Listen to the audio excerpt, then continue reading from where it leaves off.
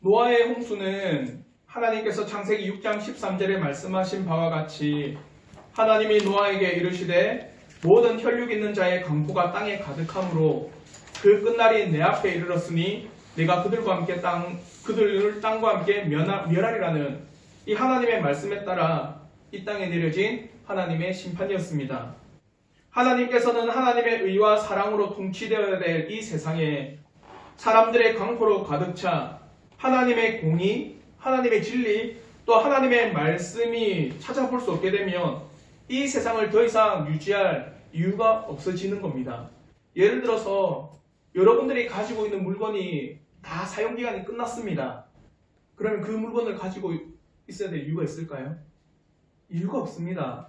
하나님께서 이 땅을 만드시고 하나님의 놀라운 공의와 또 하나님의 자비와 하나님의 의와 하나님의 말씀, 하나님께서 어떠하신 분인지가 늘 편만하게 전해져야 되는데 불구하고 그것이 안 되어진다면 이제는 그 모든 것들을 허물고 다시 지어야 될 하나님의 합당한 목적이 있습니다. 하지만 하나님께서는 이 세상을 창조하신 목적은 변함없기에 아무리 강포한 세상이라고 할지라도 그 가운데 하나님께서 천지를 창조하신 목적을 깨닫고 그것을 완수하기 위해 인간이 존재한다는 사실을 각성한 사람들을 남겨두시고 그를 통해서 다시 한번 하나님께서는 하나님의 창조된 세상을 다스리도록 명하시는 겁니다.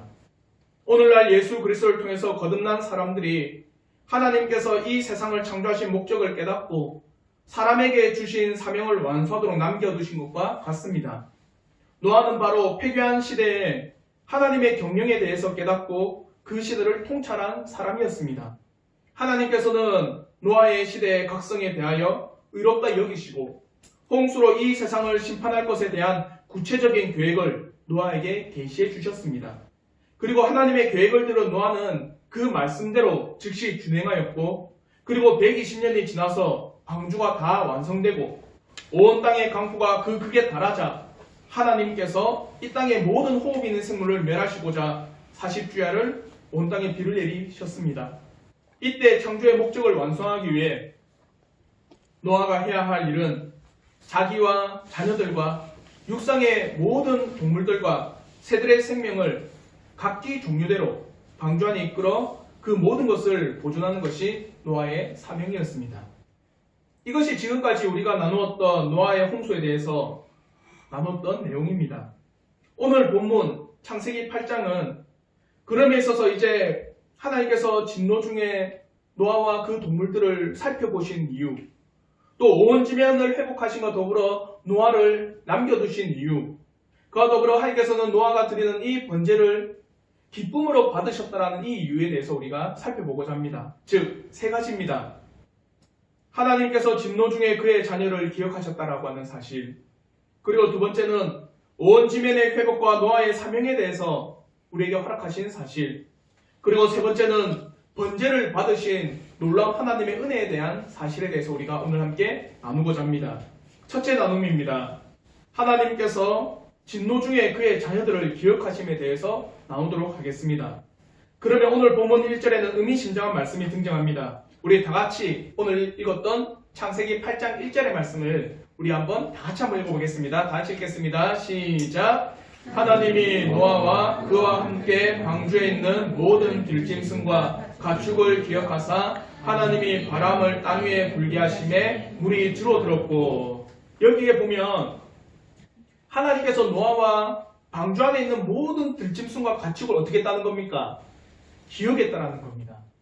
와지코르라고 하는 히브리어 단어인데 생각하다, 기억하다, 새긴다라는 뜻이 있습니다. 이것은 사람들이 때로는 어떤 것을 기억할 때 까먹고 있다가, 맞죠? 맞다, 그랬지, 이게 아니에요. 이 와이즈코르라고 할 때는 이 뭐냐, 마음에 뚜렷이 새겨진, 항상 마음에 깊이 간직한다는 의미가 있어요. 한마디로 까먹고 있다가 어느 순간에 떠오른 게 아니라 그것을 마음에 깊이 새기고 있었다. 그것을 마음에 깊이 새기고 있어서 마음 깊이 간직하고 있었다는 의미가 와이즈코르라는 의미예요. 그러니까 여기서 기억하다라고 하는 것은 어떤 의미냐, 하나님께서 노아와 그 방주 안에 있는 모든 가축과 들짐승을 늘 어떻게 해요? 마음에 새기고 있었다는 거예요. 늘 마음에 새기고 늘 깊이 그것을 간직하고 있었다는 겁니다. 하나님께서는 진노 중에서도 방주 안에 있는 노아를 항상 마음속에 깊이 두고 계셨고 하나님의 권념은 하나님의 도움이 있음을 보증하는 것입니다. 이러한 권념은 이후에 하나님의 자녀들에게 늘 있어 왔습니다. 내가 기억했다. 이건 뭐냐면 그걸 인해서 하나님께서는 또 일을 하신다는 거예요. 예를 들어서 이거예요. 여러분 어떤 일에 대해서 기억을 했어요. 그러면 기억한 걸로 그칩니까? 아니에요. 그 기억한 것을 어떻게 해요? 행하기도 하고 그 기억한 것을 실천하기도 하고 그 기억했던 것을 또 우리가 일을 하기도 합니다. 하나님께서 기억했다라고 하는 것에는 그거를 내 마음에 깊이 새김과 더불어서 이제 내가 어떻게 하겠다는 겁니까? 일을 하겠다는 거예요. 이해가 되시죠? 그래서 창세기 19장 29절과 출애굽기 2장 24절에는요 이렇게 이야기합니다. 하나님이 그 지역의 성을 멸하실 때 곧 롯이 거주하는 성을 엎으실 때 하나님이 아브라함을 생각하사 롯을 그 엎으시는 중에 내보내셨더라. 하나님께서 아브라함과 약속했던 걸 생각하신 거예요. 그러니까 롯을 어떻게 한 겁니까? 소돔과 고모라에서 건져내신 겁니다. 또한 출애굽기 2장 24절에는요. 하나님이 그들의 고통 소리를 들으시고 하나님이 아브라함과 이삭과 야곱에게 세운 그의 언약을 기억하사. 한마디로 애굽에서 고통당하고 있는 이스라엘 민족을 어떻게 한 겁니까? 아브라함과 이삭과 야곱의 그 언약을 늘 마음에 새기고 있으니까 이제 내가 기억했다는 건 뭡니까? 내가 너희 이 민족을 이 애굽에서 건져내리라. 행동이 있다는 거예요. 이해가 되시죠? 하나님께서 늘 기억했다라고 하는 것은 늘 마음의 새김과 더불어서 이제 우리에게 뭐라고 말씀하시느냐? 이제 내가 너희를 위해서 어떻게 한다는 겁니까? 일을 하신다라는 거예요. 그러면 노아와 방주 안에 있는 모든 동물을 기억하사 하나님께서 하신 일이 있습니다. 첫째는 바람을 땅 위에 불게 하셔서 물이 줄어듭니다. 그리고 두 번째는 기쁨의 샘과 하늘의 창문이 닫히고 하늘에서 비가 그치게 만들어 주셨습니다. 노아와 그 모든 동물들을 위해서 홍수의 물을 물러가게 하신 겁니다. 사랑하는 성도 여러분, 하나님께서는 노아와 모든 동물들을 위해서 이제 심판을 그치게 하셨습니다.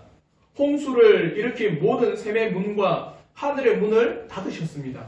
그리고 노아와 그의 모든 동물들을 위해서 땅에 바람이 불게 하셔서 모든 홍수의 물이 물러가게 하셨고 땅을 마른 땅이 되도록 물을 증발시켜 주셨습니다. 하나님께서 어떻게 하신 겁니까? 일하셨어요. 이게 기억했다는 겁니다. 이제 이 말씀을 통해서 우리가 하나님 앞에 교훈을 얻기를 원합니다. 첫째는요. 하나님만이 세상의 심판의 시작이고요. 하나님만이 심판의 마지막이고 하나님만이 새 창조의 시작이시고 하나님만이 이 세상의 역사를 끝내시고 세상 새하늘과 새 땅을 창조하실 분임을 우리에게 분명히 가르쳐주고 있습니다. 한마디로 하나님만이 온 땅의 주권자가 되시는 분이에요. 온 땅에 홍수를 일으키시고 홍수를 통해서 온 땅을 심판하실 분도 하나님이시고 하나님의 진노가 멈추고 땅을 본래대로 회복시키시고 본래대로 만드사 역사하시는 것도 하나님이십니다. 온 우주의 운행을 주관하시는 하나님의 놀라운 권능을 이 홍수의 그침을 통해서 우리에게 잘 가르쳐주고 있습니다. 그러면 사랑하는 성도 여러분, 과연 우리의 인생은 누구를 의지해야 되는가? 만물의 시작이고 만물의 마침이고 만물을 새롭게 하시고 만물을 그의 역사의 뜻 가운데 두시는 참된 주인이 되신 하나님을 의지해야 되는 것이 당연한 것 아니겠습니까? 그러면 성경은 끊임없이 우리에게 이렇게 교훈합니다. 인생을 의지하지 말라. 이사야 2장 22절에 이렇게 말씀합니다. 너희는 인생을 의지하지 말라. 그의 호흡은 코에 있나니 새말 가치가 어디 있느냐. 또한 시편 146편 3절로부터 6절에 또한 이렇게 고백합니다. 귀인들을 의지하지 말며 돌 힘이 없는 인생도 의지하지 말지니 그의 호흡이 끊어지면 흙으로 돌아가서 그날에 그의 생각이 소멸하리로다. 야곱의 하나님을 자기의 도움으로 삼으며 여호와 자기 하나님에게 자기의 소망을 두는 자는 복이 있도다.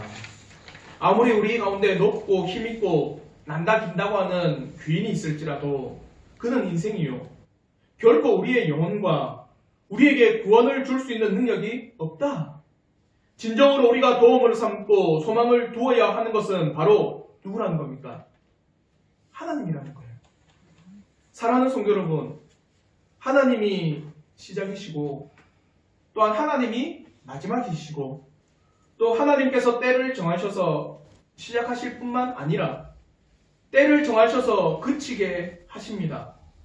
그러면 시작과 끝이 되시고 처음과 마지막이 되시는 하나님을 우리는 단단하게 의지해야 될 줄 믿습니다. 그것이 지혜로운 겁니다. 그것이 참으로 우리의 삶의 자세가 되어야 됩니다. 진실로 시작과 끝이 되시며 처음과 마지막이 되시는 여호와 하나님을 의지하는 한 주간의 삶을 살아가십시오. 그러므로 요한계시록 22장 13절의 이 말씀을 마음에 꼭 새기시길 저는 진심으로 바랍니다. 우리 한번 요한계시록 22장 13절의 말씀 우리 한번 다 같이 한번 읽어보도록 하겠습니다. 요한계시록 22장 13절 말씀 한번 다 같이 읽겠습니다. 시작. 나는 알파와 오메가요 처음과 마지막이요 시작과 마침이라. 아멘. 여러분의 시작과 여러분의 마침은 하나님 옆에 있는 거예요. 여러분에게 시작을 주신 것도 또 여러분의 인생의 마침도 오직 전능하신 그 하나님의 권능 안에 있다는 겁니다.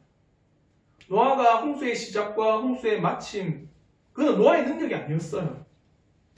노아가 홍수를 일으킨 것도 아니고 노아가 홍수를 그치게 한 것도 아니고 하나님께서 홍수를 일으키셨고 하나님께서 홍수를 그치셨습니다. 그친 이유는 뭡니까? 그의 자녀를 기억하셨기 때문이에요.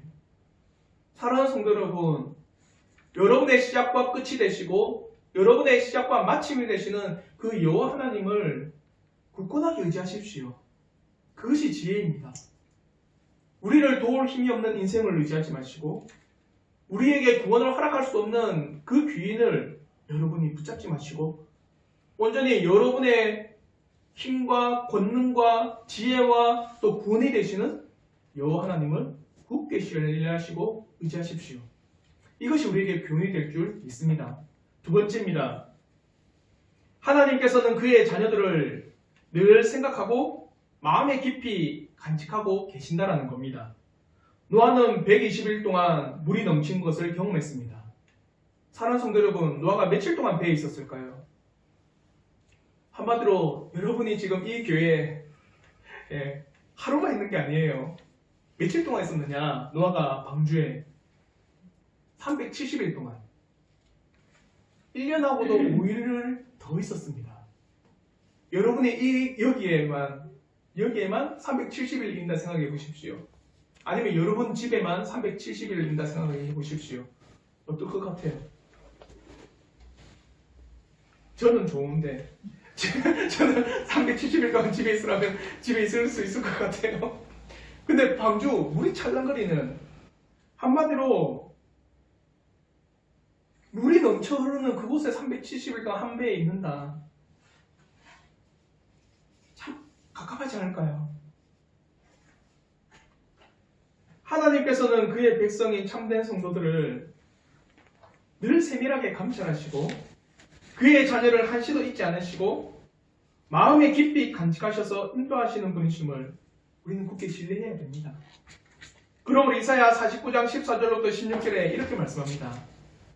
오직 시온이 이르기를 여호와께서 나를 버리시며 주께서 나를 잊으셨다 하였거니와 여인이 어찌 그 젖먹는 자식을 잊겠으며 자기 태에서 난 아들을 긍휼히 여기지 않겠느냐.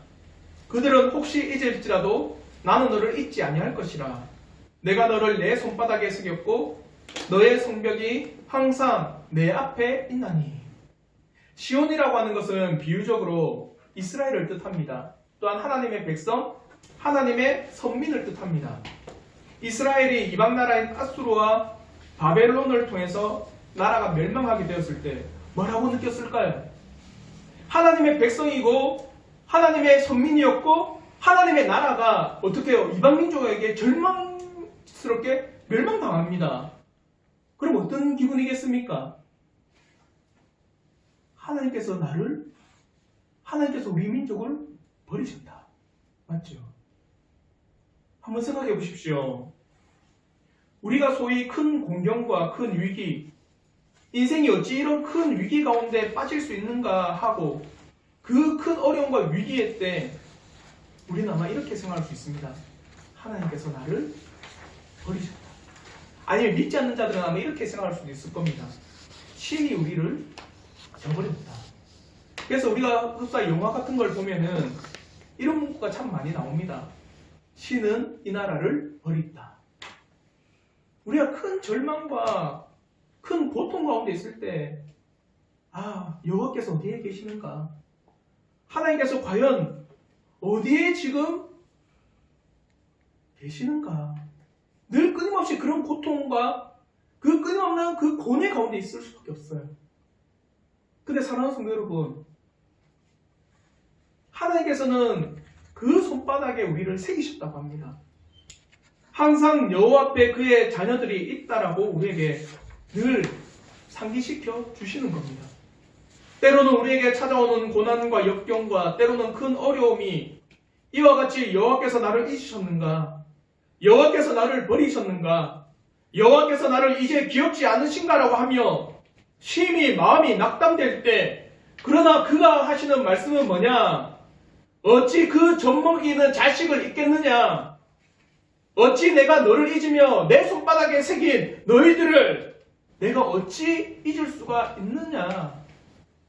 사랑하는 성도 여러분, 하나님께서는 우리를 그의 손바닥에 새기시고 하나님께서는 늘 가슴에 품고 우리를 늘 끊임없이 세밀히 살피시는 분이십니다. 그러므로 예레미야 29장 11절에도 이렇게 말씀합니다. 여호와의 말씀이니라.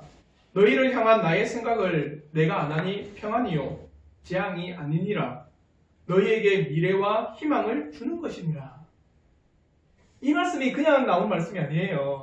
뭐냐면 예레미야는 눈물의 선지자입니다. 왜 눈물의 선지자냐? 예레미야 선지자가 경험했던 것이 자기 나라의 멸망입니다. 한번들 이스라엘이라고 하는 이 하나님의 나라가 어떻게 해요? 아수르와 바벨론을 통해서 멸망당하고 짓밟힙니다. 성전이 무너진 걸 경험했어요. 그러니까 예레미야는 그것을 끊임없이 울어버립니다. 어떻게 하나님의 나라와 하나님의 성전이 이렇게 무너지는가? 어떻게 하나님을 믿지 않는 저 종족들에게 하나님을 믿는 이 백성이 이렇게 철저히 짓밟힐 수 있는가라면서 눈물 흘리는 선지자예요. 그 눈물 흘리며 애통하는 그 예레미야에게 하나님께서 하신 말씀이 이 말씀이에요. 재앙이 아니다. 이것은 너희에게 미래와 희망을 주는 것이다. 훗날 다시 한번 회복시켜 주실 하나님의 은혜와 미래와 희망과 소망을 주는 그 뜻이라는 겁니다. 한번 생각해 보십시오. 자녀들에게 매를 드는 것은 그들에게 때로는 자녀들이 볼 때는 재앙 같아요. 맞죠? 그러나 부모가 볼 때는 어떤 의미가 있을까요? 그러지 않기 위해서, 다시는 그 가운데 빠지지 않기 위해서 하는 교훈과 책망입니다. 이해가 되시죠? 그래서 미래와 희망과 소망을 주는 겁니다. 사랑하는 성도 여러분, 두려워하지 마십시오. 기한이 있고 때가 있고 이 땅에서 당하는 우리의 고난과 힘듦과 역경은 잠시 스쳐 지나가는 것입니다. 낙담할 필요도 우리가 절망할 이유도 없습니다. 그러면 예레미야 선지자를 통해서 또한 하나님께서는 이렇게 말씀하십니다. 예레미야 18장 6절의 말씀입니다. 여호와의 말씀이니라. 이스라엘아, 이 토기장이가 하는 것 같이 내가 능히 너희에게 행하지 못하겠느냐? 이스라엘 족속아, 진흙이 토기장이의 손에 있음같이 너희가 내 손에 있느니라. 한번 생각해 보십시오. 이거예요. 여러분이 토기장이라고 한번 생각해 보십시오. 그리고 여러분에게 진흙이 있습니다. 소위 말하면 도자기 체험하는 곳에 여러분이 있어요. 그러면은 여러분이 빚는 대로 뭐가 나오는 거예요? 도자기가 나오는 거예요. 여러분이 빚는 대로 그릇이 나옵니다. 한번 이 말씀이 뭐냐? 진흙이 토기장의 손에 있음 같이 진흙과 같은 우리가 통기장이신 하나님의 손에 놓여져 있음을 기억하라는 겁니다. 하나님이 빚으시는 대로, 하나님께서 우리를 만드시는 대로, 하나님께서 우리에게 은혜를 주셔서 깨닫게 하시는 대로, 하나님께서 우리를 그의 완전한 선하심 가운데 이끄시는 대로 우리가 빚어지고 우리가 이끌림을 받고 이제 우리가 제대로 하나님 앞에 쓰여질 날을 보며 나아가는 자녀가 되라는 겁니다. 사랑하는 성도 여러분, 여러분은 하나님의 손안에 있는 진흙입니다.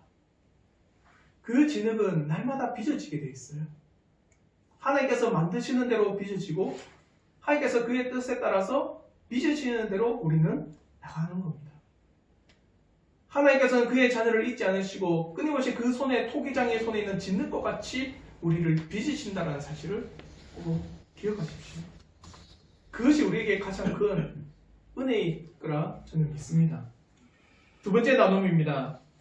온 지면의 회복과 더불어 노아의 사명입니다. 이제 온 땅이 새롭게 되었습니다. 이제 온 땅을 뒤덮은 홍수가 멈추고 방주에 들어갔던 노아와 그의 가족과 동물들이 방주에서 나오게 되었습니다. 이제 이들 앞에 새로운 삶이 전개될 것입니다. 모든 지구의 환경이 바뀌었어요. 이제 노아의 홍수로 인해서 노아와 그의 가족과 그 동물들이 살아가는 지구의 환경이 다 바뀌었어요. 어떻게 알 수 있느냐? 오늘 읽었던 22절의 말씀, 그리고 창세기 9장 3절로 4절의 말씀에 이렇게 말합니다. 땅이 있을 동안에는 심음과 거둠과 추위와 더위와 여름과 겨울과 낮과 밤이 쉬지 아니하리라. 뭐가 있다는 겁니까? 추위와 더위가 있다는 겁니다. 그리고 여름과 겨울이 있다는 거예요. 그러면은 이 말이 뭡니까? 여름과 겨울, 추위와 더위가 그 전에 있었다 없었다? 없었겠죠. 그리고 창세기 9장 3절로 4절에 이렇게 이야기합니다.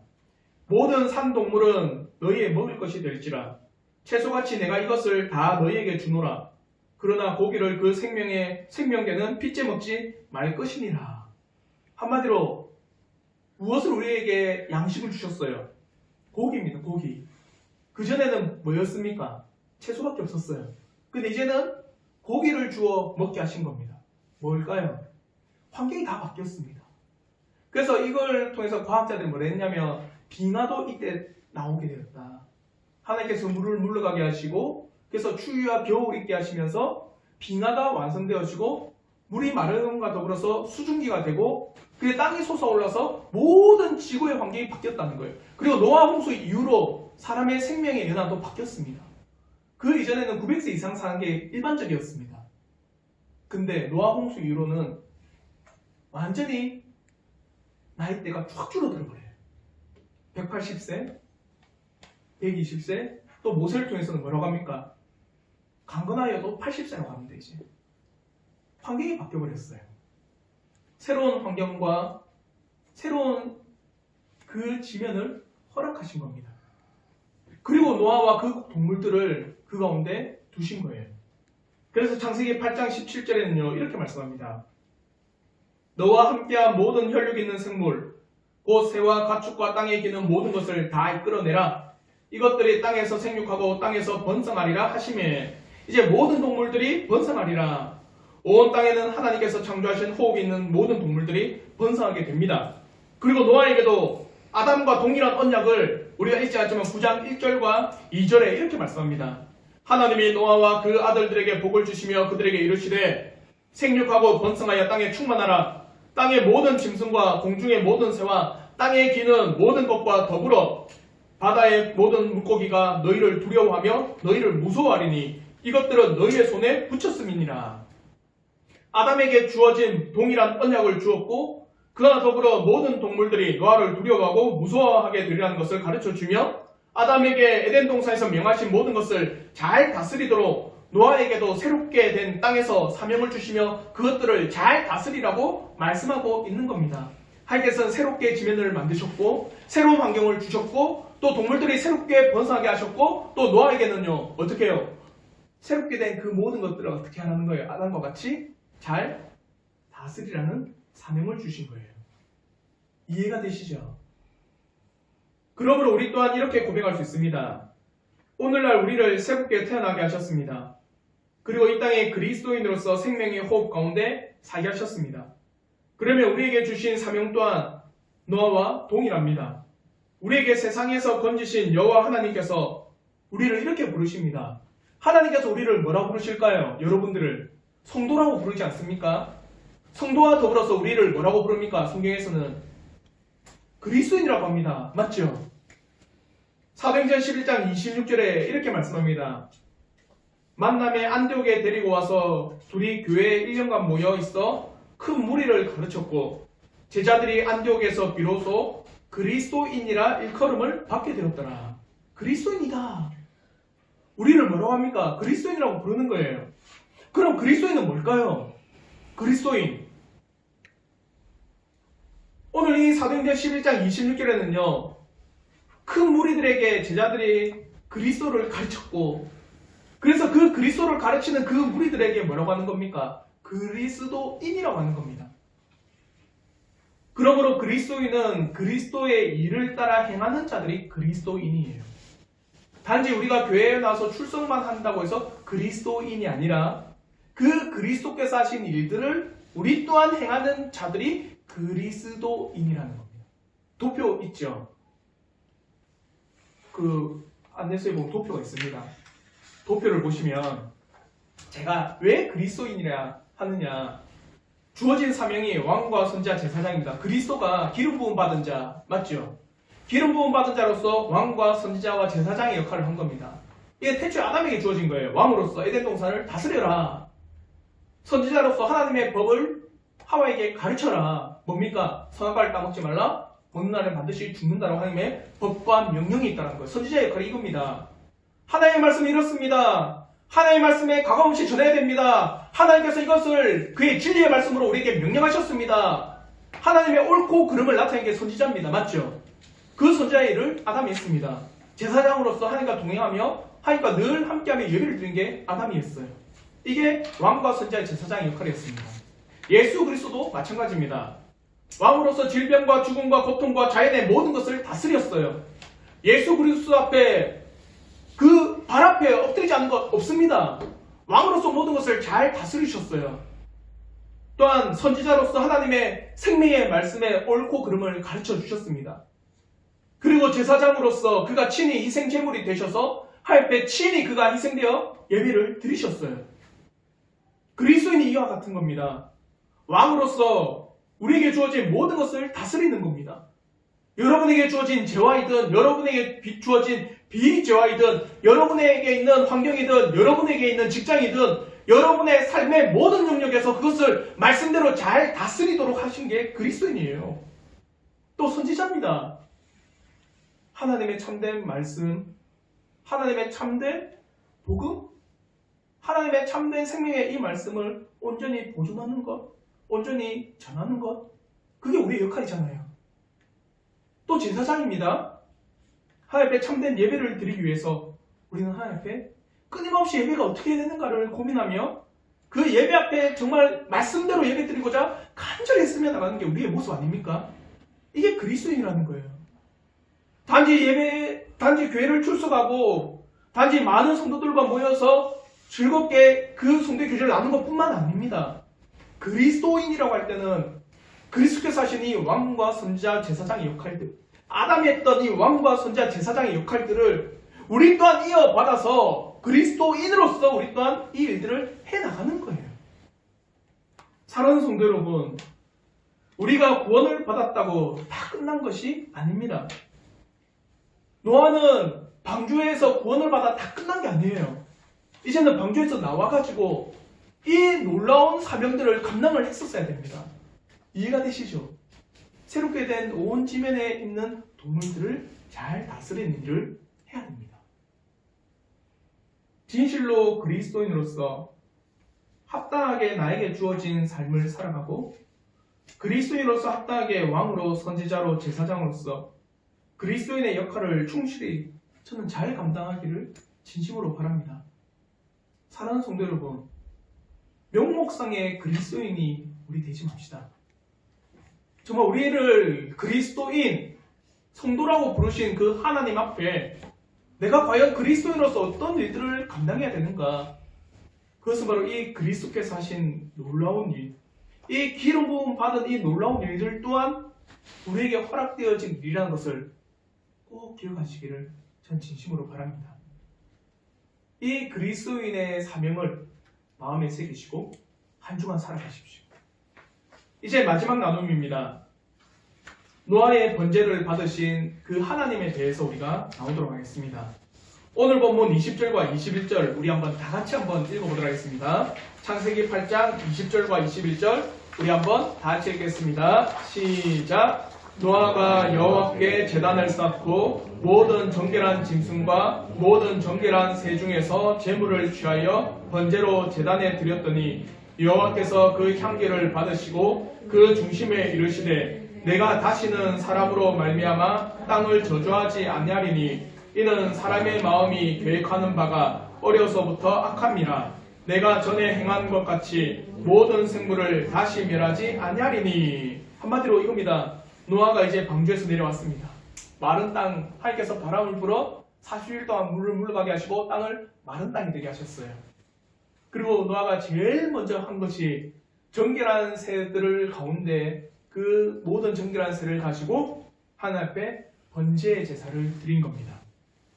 그리고 그 번제의 향기, 번제라는 거는 태운 거거든요. 모든 정결한 짐승을 불로 다 태우니까 어떻게 됩니까? 연기가 하늘로 올라가겠죠. 그 향기를 하나님께서는 옛날 번역에는 흠양하셨다 이런 표현을 쓰거든요. 근데 오늘 이 번역에는 그 향기를 받으셨다 이렇게 표현하고 있습니다. 그러면 이 노아의 번제가 어떤 번제이기에 하나님께서 그 향기를 받으셨느냐, 이게 중요한 거겠죠. 맞죠? 그래서 노아가 드린 이 번제가 어떤 의미가 있느냐, 첫째는요, 노아가 방주에서 내려서 드린 번제의 의미는 하나님께서 자신을 구원해 주신 것에 대한 감사의 의미가 있습니다. 죽음의 기간을 하나님의 도우심으로 살아남은 노아는 그 은혜가 너무나 감사하여 하나님께 단을 쌓았습니다. 그리고 최선의 제물을 준비하여 하나님 앞에 번제의 제사를 드린 것입니다. 하나님께서는 이렇게 자원하여 드리는 노아의 감사 제물을 받으신 겁니다. 긍휼하심을 입은 자가 하나님께 감사드려야 하는 것은 당연한 사실입니다.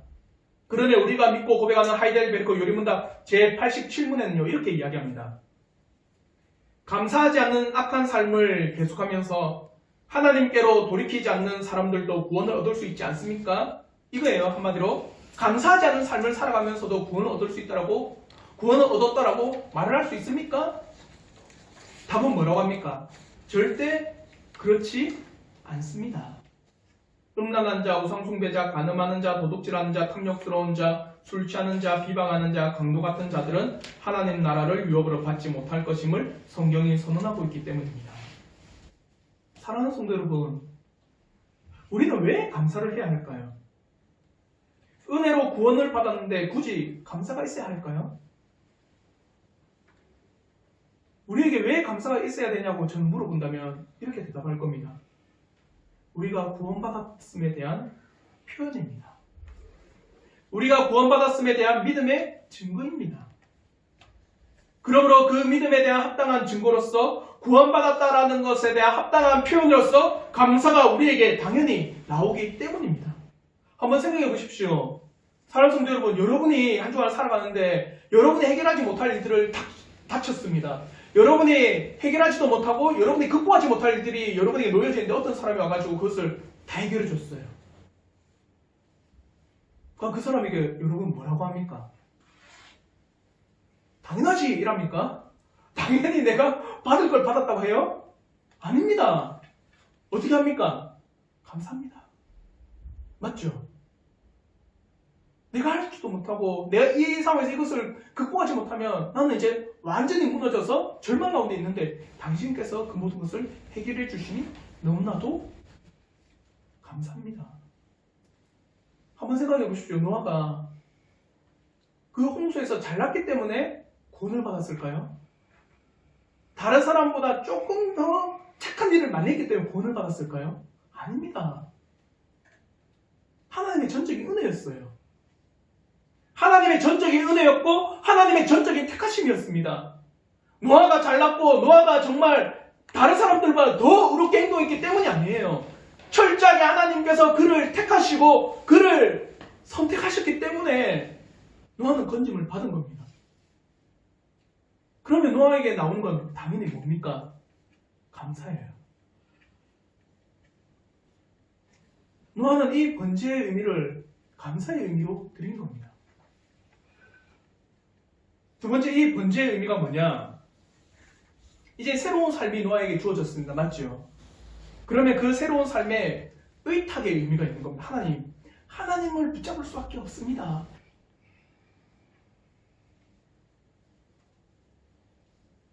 때로는 노아가 방주에서 나와서 저는 한번 이것을 고민해 봤어요.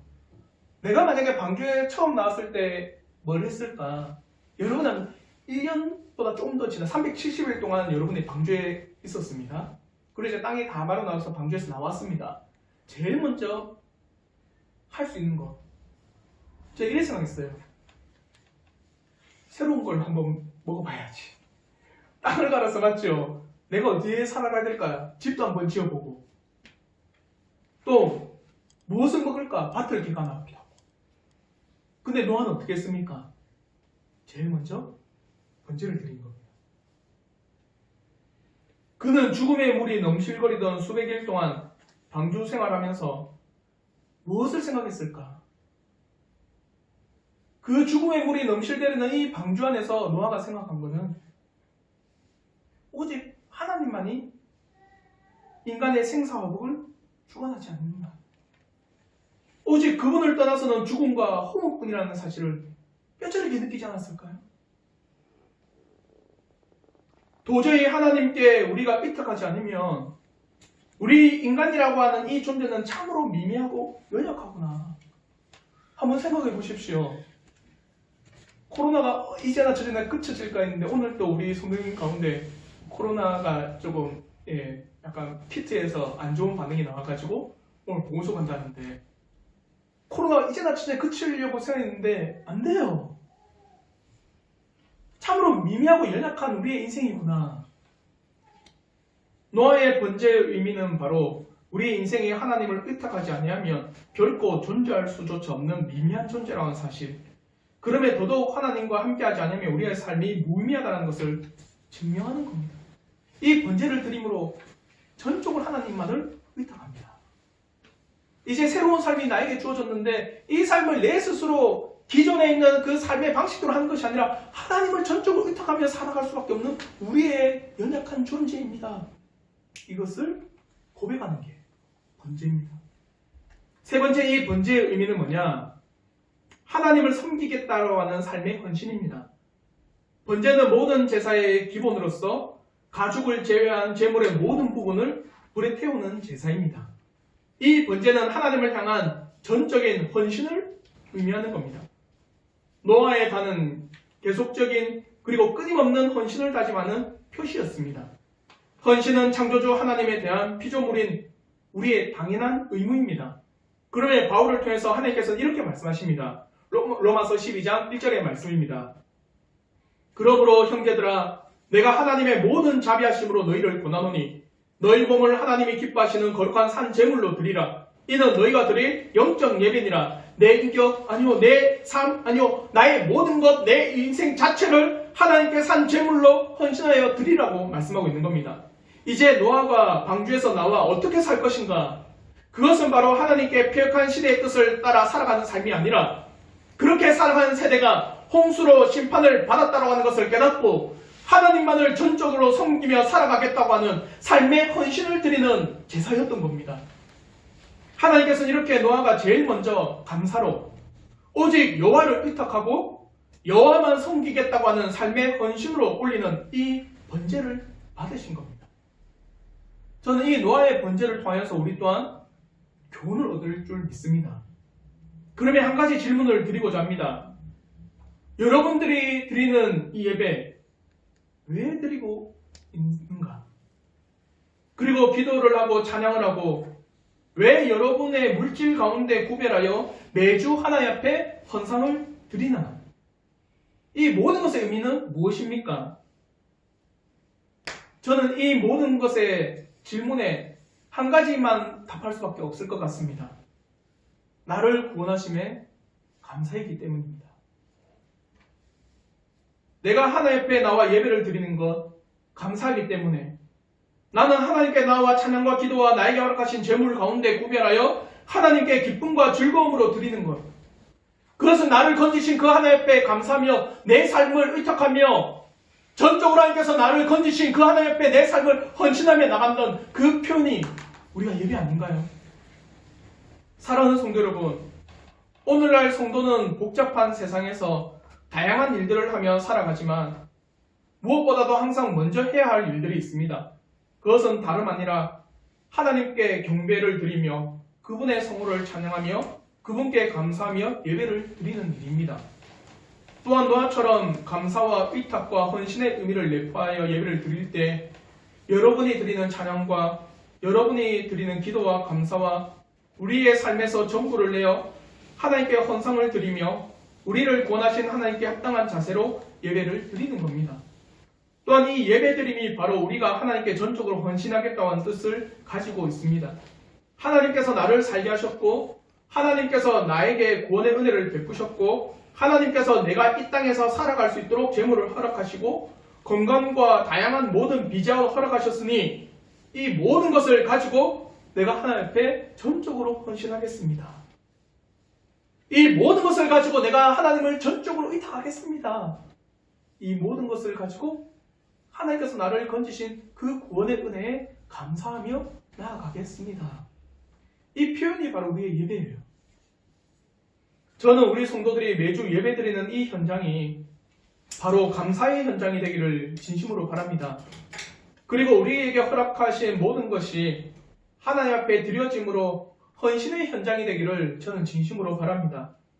그리고 이 모든 예배가 바로 우리가 오직 여호와 하나님을 의지하는 그 현장이 되기를 진심으로 바랍니다. 예배드림을 통하여서 여러분의 감사가 증거가 되고 예배드림을 통하여서 여러분이 전적으로 하나님만을 의탁한다라고 하는 삶의 자세가 나오고 예배드림을 통하여서 여러분이 전적으로 하나님 앞에 헌신하겠다라고 하는 놀라운 믿음의 표현이 나타나고 증명이 되는 겁니다.